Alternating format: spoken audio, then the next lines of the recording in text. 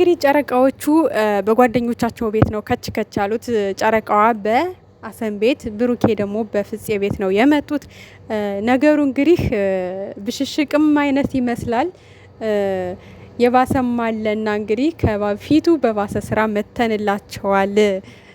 መስመሩን የሳት አይነት ነገር እና ድብርት ያለበት ስራ ይመስላል ደግሞ ያሁኑ ማለት ነው። እና ያው እንግዲህ ፍፄም በብሩኬ በራሱ ቤት መጥቶ ነበር። ብሩኬን ጠርቶ አንዳንድ ነገሮች ብሏል። ማለት በቃ እነሱ አንድ እንዲሆኑ በተቻለ መጠን ከጎናቸው መሆን አለባችሁ እንጂ እነሱን ክፍተት የሚፈጥር ነገር ማስፋት ወይ ደግሞ አንቺ ጥፋተኛ ነሽ አንተ ጥፋተኛ ነች ነህ እያላችሁ ነገሩን ባታባብሱና ባትአብሱት ጥሩ ነው። ዛሬ ደግሞ በቃ ትናንትና ደስ የሚል ነገር ይኖራል ብለን አስበን ነበረ ምናምን ነገር ብሏል። በእርግጥ ብሩኬ ከዚህ በፊት ብዙዎቻችሁ ታስታውሱ ከሆነ ሪል ለሀይሚ የጋብቻ ጥያቄ የሚያቀርብላት ፓሪስ እንደሆነ የፕሮሚስ ቀለበት የሚያስረው በተደጋጋሚ ተናግሯል። ያው እኛ ስለምንረሳ ነው እንጂ። ስለዚህ የትናንቱ ትክክለኛ ይሄ የጋብቻ ጥያቄ ታገቢኛለሽ እኮ ራሱ አይደለም ያላት ቀለበት ላስርልሽ ነው አይነት ነገር ነው። ይሄ ደግሞ በቃ ሁሌ ለድራማ እንደሚደረገው አይነት ነው። ስራ እነሱ እንግዲህ ከስራ ወደ ስራ ነው የገቡት።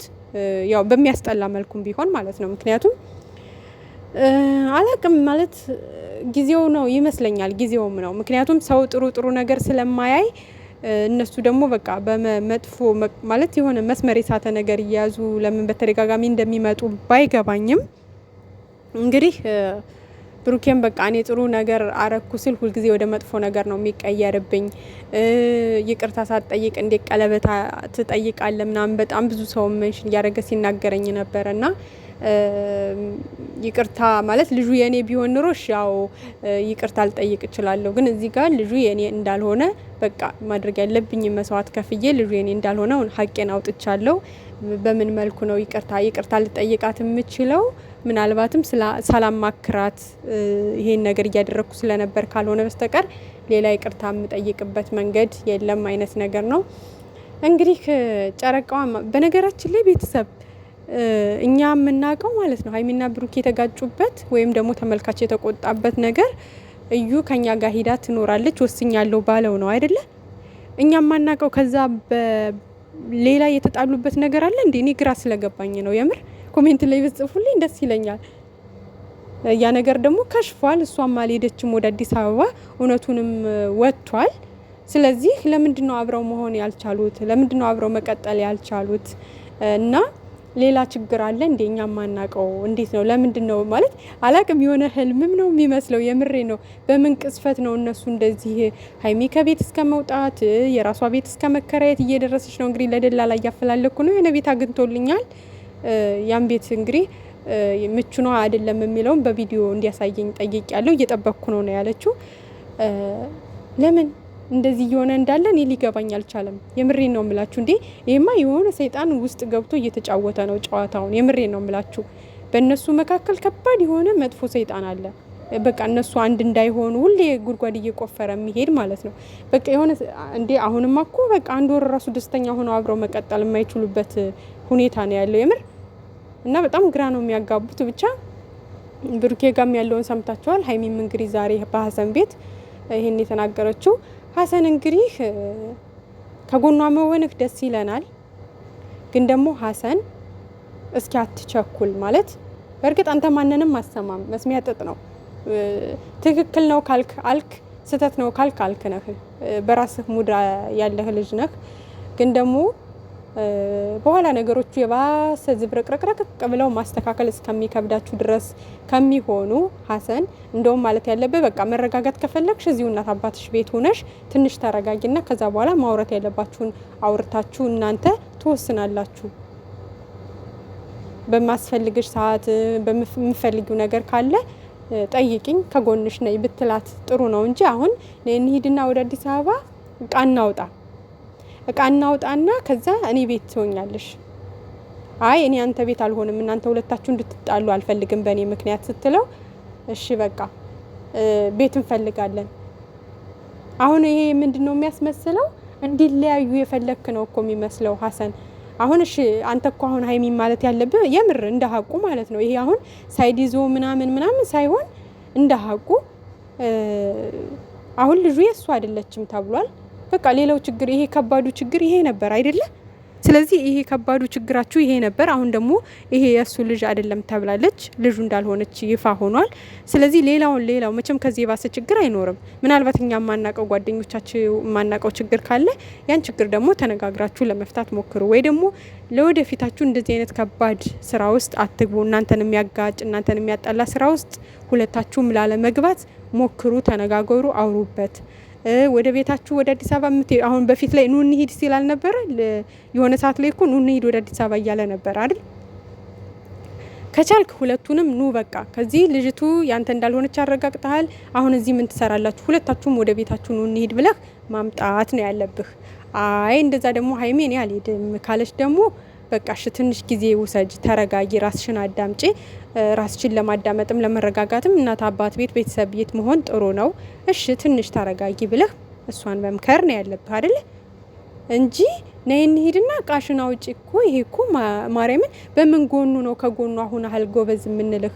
ማለት ይሄ እኮ በሃይማኖትም ደረጃ ብንሄድ ፈጣሪ የማይፈቅደውም እኮ አይደለ እንዴ? አንድን ሴት ከባልሽ ጋር ነው የተለያይ ሻንጣሽን አውጪ፣ ቃሽን ይዘሽ ውጪ፣ ቤትሽን በትኝ የሚባል ነገር እኮ በእምነትም ፈጣሪ የማይወደውም እንደ ጓደኛም ደግሞ ልክ አይደለም። ማለት ሀሰን ማለት ነው አላቅም ወይ ተመካክራችሁ ሁላችሁም ተመካክራችሁ ድራማ እየሰራችሁ ነው እንጂ በሪል ግን ይሄ ነገር ልክ አይደለም። ሀሰን ጋር ያለው ነገር ማለት ነው እንዴ! ወይኔ ጉዴ ፈላ። እኔ አላቅም ስትናገሩ ሳይድ ይዛችሁ ለካሌ እንደግፋችሁ ከኔ ዝም ማለት እኔ አላቅም፣ ብቻ ያስጠላል። እኛ ሁለቱ እንዲለያዩ የማንፈልግ ሰዎች ነን። ሪል የጨረቃ ፋሚሊ ነን። ገብቷል? እዚህ ጋር ብሩኬን ብቻ ለይተን ሀይሜን ብቻ ለይተን የምንደግፍ ሰዎች አይደለንም። ግን ሁለቱ እንዳይለያዩ እንደ ጓደኛ ማድረግ መክፈል ያለብን መስዋዕት መክፈል ስትችል ነይ እንሂድና ቃሽን አውጪ አይባልም፣ ነውር ነው። አሁን የምር ደስተኛ የምታረጋት ይመስልሃል በዚህ መንገድ ሀሰን? አይደለም። በቃ ሁለቱም ጊዜ ያስፈልጋቸዋል። አሁን እንዳሉበት ሙድ ከሆነ ሀይሜም ጊዜ ያስፈልጋታል፣ ብሩኬም በቃ ትንሽ ብቻቸውን ይሆኑና ማለት ነው ራሳቸውን ያዳምጡ። አሁን ከናንተ ሆይታም ወጥተው ከጓደኞቻቸው ሆይታም ይውጡና ትንሽ 1-2 ቀን ራሳቸውን አዳምጠው ከዛ በኋላ ሁለቱ ቢያወሩ ጥሩ ነው ብዬ ነው የማስበው።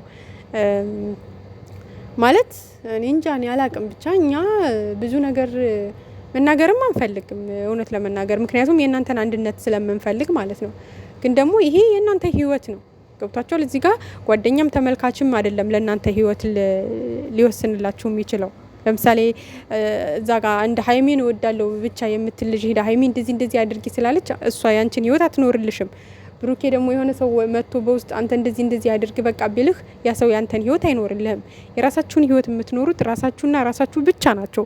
ሚዲያ ላይ ያለው ሰው የሚለውንም ነገር መስማት የለባችሁም።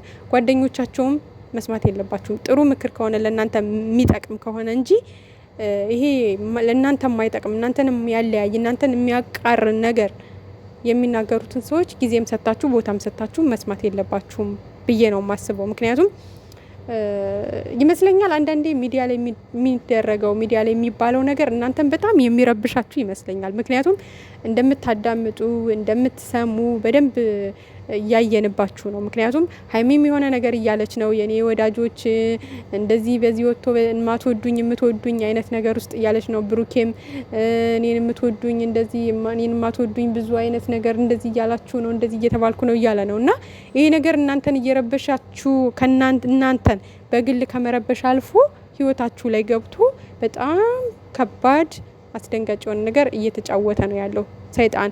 በነገራችን ላይ ሰይጣን ሰውን ተመስሎም ሊመጣ ይችላል። ገብቷቸዋል። ሰው ደግሞ ሰይጣንን ተመስሎም ሊመጣ ይችላል። ስለዚህ በቃ ሲጀምር እኔ አላቅም እንደዚህ ሚዲያ ላይ በተለይ ቦታ መስጠት አለባችሁ ብዬ አላስብም። ቦታ የምትሰጡ ከሆነ ከባድ ነው ለእናንተ የሚሆነው በጣም ከባድ ማለት ነው። እና ወደ ራሳችሁ ተመለሱ፣ ራሳችሁን አዳምጡ፣ ህይወታችሁን ለማስተካከል ሞክሩ። ማለት አላቅም ማንም ተለይቶ ቢሄድ ደስተኛ የሚሆን አይመስለኝም። እውነቱን ነው የምነግራችሁ። ይሄ የጊዜው እልህ የጊዜ ቁጣ የጊዜ በቃ አለ አይደለ ከባድ ነው።